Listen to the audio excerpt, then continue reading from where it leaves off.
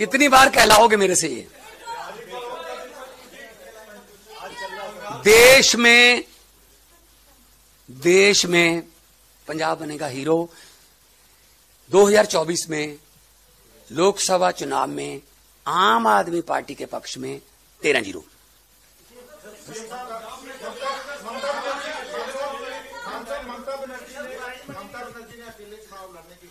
देखो ये तो उनका काम है, ये ममता नहीं कोई बात नहीं, वो हो सकता है कोई उनके साथ बातचीत चल रही हो उस लेवल पे, लेकिन पंजाब में हम ऐसा नहीं करने वाले। पंजाब में कांग्रेस से हमारा कुछ हाँ 26 जनवरी के बयान में 3 महत्वपूर्ण बात है। मैं इंडिया गठबंधन की हिस्सा हूं, भाजपा को हम अकेले लड़ाने में सक्षम हैं, कांग्रेस ने हमें इनविटेशन नहीं दिया और मैं अकेले बंगाल में चुनाव लड़ूंगी। मैं यही कहूंगा, इंडिया गठबंधन का एक स्तंभ टीएमसी है। इंडिया गठबंधन की कल्पना हम नहीं कर सकते ममता जी के बिना।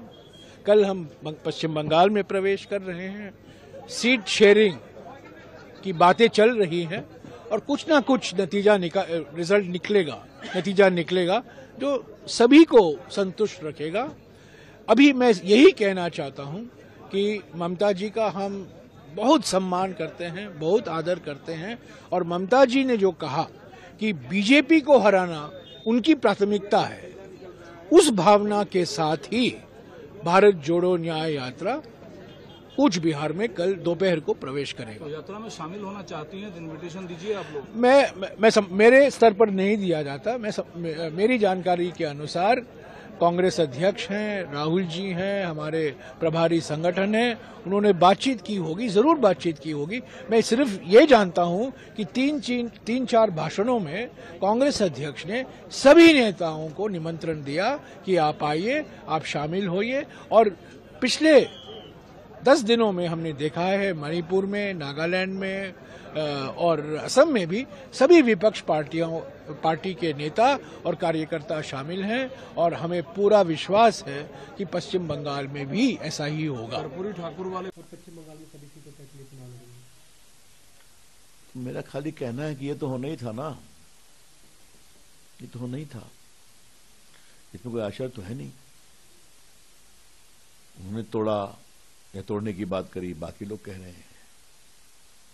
जब स्वार्थ का गठबंधन बनता है, जब अपॉर्चुनिस्टिक अवसरवाद का गठबंधन बनता है, जिसका ना कोई नेता है, ना कोई नीति है, ना कोई नियत है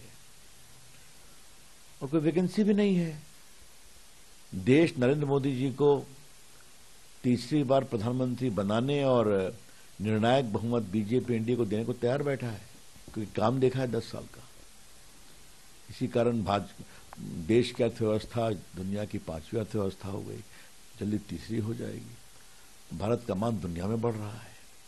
भारत का सांस्कृतिक स्वाभिमान देखा आपने, राम मंदिर का हुई प्राण प्रतिष्ठा, कितना देश में आज उजाला है और जोश है और उत्साह भी है। तो ये सब अपनी जगह ही आपस में लड़ रहे हैं, तो ये होना ही था।